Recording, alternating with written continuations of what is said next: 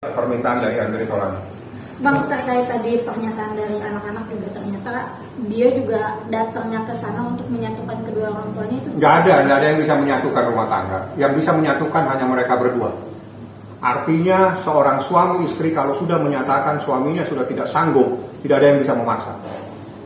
Artinya memang kalau Andre sendiri sudah kekeh untuk Andre sudah menyatakan berkali-kali di hadapan majelis hakim, saya ingin cerai yang mulia.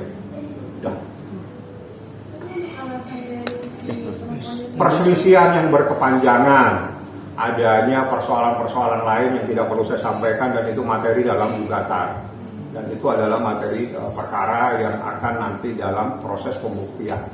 Artinya seorang suami kalau sudah menyatakan tidak sanggup lagi berumah tangga, diteruskan rumah tangganya, ya harus hormati loh. Jadi agenda sidang tadi apa aja, Bang? Nggak ada, agenda sidang tadi adalah pemeriksaan saksi terkait dengan kompetensi relatif. Sudah selesai. Minggu depan tanggal 25 putusan selah. Apakah pengadilan agama Tiga Raksa berwenang atau tidak? Kita tunggu pada tanggal 25 nanti. Nggak ada pihak-pihak di sini. Ini urusan orang sudah tidak cocok, rumah tangganya sudah tidak mungkin bisa dipersatukan. Terjadi perselisihan dan pertengkaran yang berkepanjangan.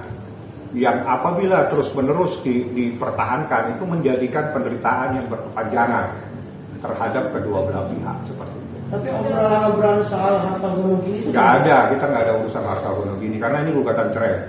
Kita hanya membaca perceraian sebatas itu saja. Bang, kalau terkait perbedaan pendapat antara anak-anak dan juga orang tua. Sudah, jangan bahas anak-anak. Saya sudah diperintah tidak boleh melibatkan anak-anak. Tolong Anda juga jangan tanya anak-anak lagi. Ya. Udah berapa bulan mungkin pisah? Setahun lebih.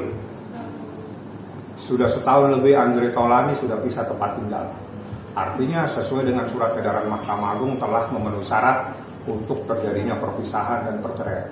Bang, tapi pihak Anda sendiri mengetahui nggak sih alasan istri itu menolak untuk bercerai? Orang mau apa saja silakan, yang jelas di dalam hukum Islam talak itu ada di tangan seorang suami. Titik. Apabila seorang suami akan menjatuhkan talak, ya sudah sah.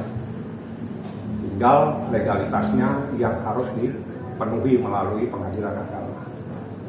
Talak adalah hak dari seorang suami. Manakala seorang suami menyatakan sudah tidak sanggup lagi dipertahankan rumah tangganya, maka itu adalah menjadi hak dari seorang suami untuk mengajukan gugatan cerai di pengadilan agama. Tapi Andre masih tinggal bareng atau memang Sudah 1 tahun keluar? pisah tempat tinggal. Oh, Tidak tinggal sama-sama, jadi satu di mana, satu di mana. Sama-sama. 1 tahun pisah tempat tinggal, artinya tidak tinggal satu rumah, rumahnya sendiri-sendiri. Oke. Dan untuk sampai saat ini anak-anak sama ibunya semua. Saya nggak tahu anak-anak itu, saya nggak nyampurin. Saya nggak nyampurin anak-anak ada di mana, hanya permintaan Andre. Kalau anak-anak saya jangan dibawa masuk dalam konflik ini, itu permintaannya. Jadi dia keberatan anaknya juga dilibatkan dalam konflik ini. Jadi tentang keputusan Andre untuk mengajukan gugatan cerai itu adalah hak mutlak seorang suami untuk mengajukan gugatan cerai terhadap istrinya. Artinya setelah agenda putusan selah ini, apa lagi, Bang? Kalau nanti agenda putusan selah Pengadilan Agama Tiga Raksa dinyatakan berwenang, maka perkara lanjut dengan pembuktian. Salah satunya nanti bukti-bukti tertulis, bukti-bukti saksi dan seterusnya. Saksi dari Andre sendiri siapa aja? Banyak nanti kita lihat aja lah. Setelah tanggal 25 saya baru bisa menyatakan saksi-saksi itu akan diajukan siapa saja. Yang jelas berkali-kali Andre dalam sidang menyatakan, yang mulia, saya hanya satu, saya ingin cerai yang mulia. untuk agenda kedepannya mungkin Minggu depan tanggal 25 itu putusan selah. Bahasanya itu putusan selah. Putusan selah itu adalah putusan terkait dengan adanya kompetensi relatif. Kompetensi relatif itu berarti tentang kewenangan Pengadilan Agama Tiga Raksa.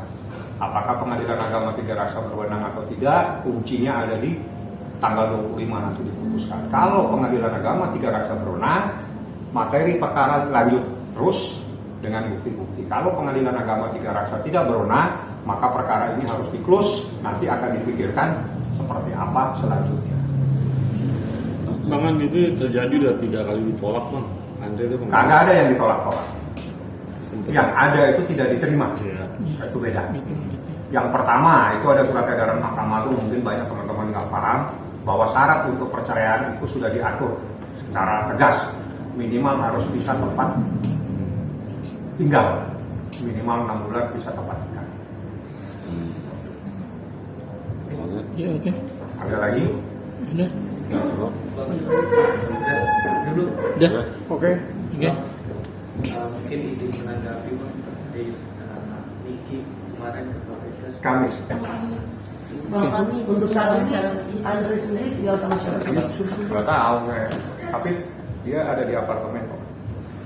Dia menempati Itu sangat menguras energi dia nggak sih Bang untuk masalah-masalah ini sampai kemarin kan sempat dia marah juga gitu. Ya dia marah karena anaknya dilibatkan. Persoalannya itu simpel, Pak. Anak saya itu jangan dilibatkan. Ini urusan pribadi saya. Kenapa anak saya dilibatkan itu saja? Nah, tapi tahu nggak bang, konflik ini terjadi udah dari 2000 semenjak Andre juga. Ya itu kan urusan perceraian. Urusan perceraian dan menurut Andre ya sudah itu adalah keputusan dia untuk mengajukan cerai dan itu kita harus hormati.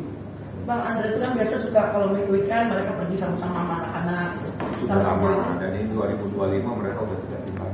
Maksudnya sama anak-anak aja. Saya nggak tahu, saya nggak sampai ngurusin yang begituan. Tugas saya hukum, tugas hukum ya urusan materi sidang.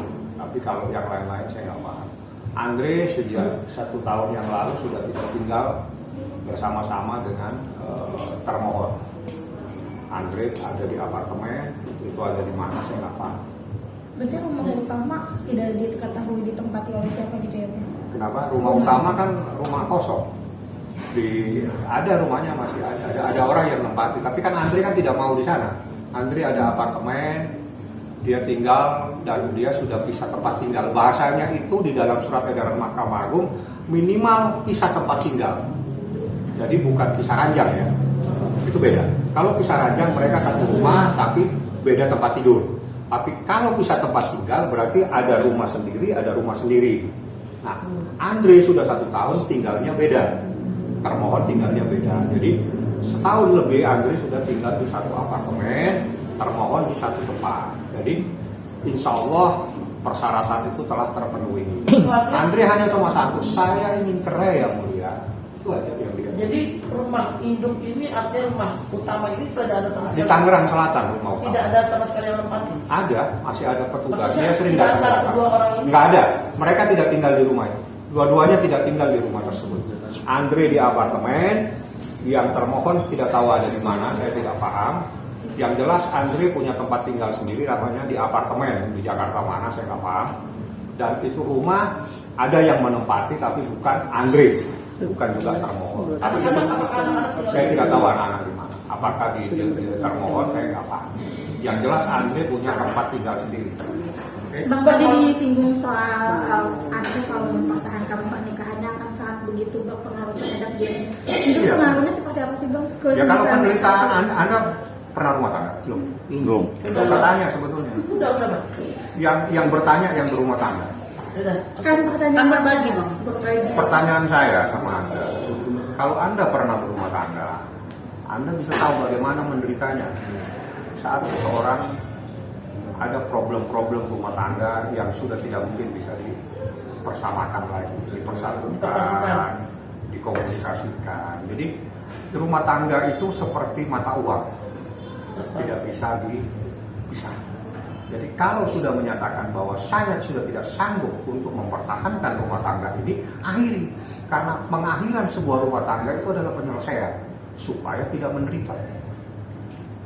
Supaya tidak menderita. Karena kalau diteruskan, penderitaan yang berkepanjangan itu juga akan dosa seseorang. Jadi jangan dipertahankan, akan menyebabkan mudarat yang berkepanjangan. Jadi orang jangan menganiaya dirinya sendiri. Tidak boleh kita menganiaya diri sendiri. Kalau memang sudah tidak sanggup lagi untuk dipertahankan, ya akhiri. Tidak ada sesuatu yang salah, apalagi itu diputus oleh pengadilan. Pengadilan yang mengesahkan sebuah perceraian. Tidak ada.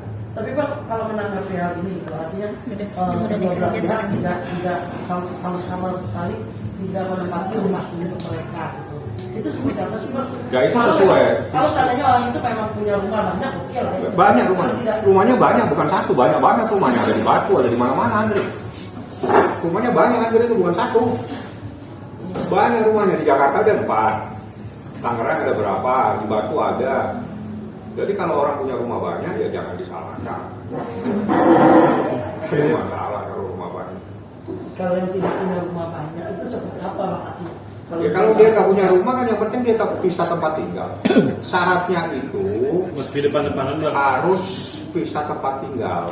Artinya bisa tempat tinggal, mereka tidak boleh tinggal satu rumah. Keluar salah satu. Nah, jadi harus satu ke kanan, satu ke kiri, harus pisah. Namanya pisah tempat tinggal, bukan pisah ranjang ya. Kalau pisah ranjang itu mereka satu rumah tapi tidak tidur bersama-sama, dan itu tetap melanggar, tidak boleh diceraikan karena tidak memenuhi syarat. Berarti ini udah memenuhi syarat ya Bang ya? Memenuhi 1 tahun dia bisa. Oke Bang. Oke. Siap. Thank you Bang, thank you Bang. Terima kasih banyak, Bang.